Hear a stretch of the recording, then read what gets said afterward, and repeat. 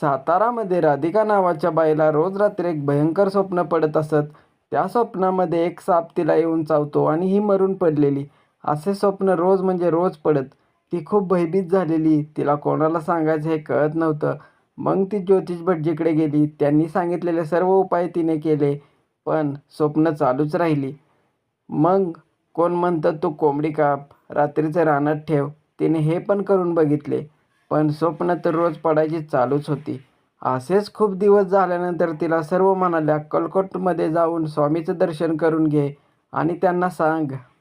मग ती दुसऱ्या दिवशी अक्कलकोटमध्ये गेली. स्वामींना सर्व सांगून झाल्यानंतर स्वामी तिला एवढंच म्हणाले, झोपायच्या आधी फक्त 11 वेळा श्री स्वामी समर्थ असे बोलून झोप. मग घरी गेल्यानंतर ती झोपायच्या आधी श्री स्वामी समर्थ असा 11 वेळा जप केला. त्यानंतर ती झोपून गेली. त्यानंतर चमत्कारच, परत त्या दिवसापासून तिला असे वाईट स्वप्न पडायचं कायमचं बंद झालं. जप करण्यात एवढी शक्ती आहे. श्री स्वामी समर्थ.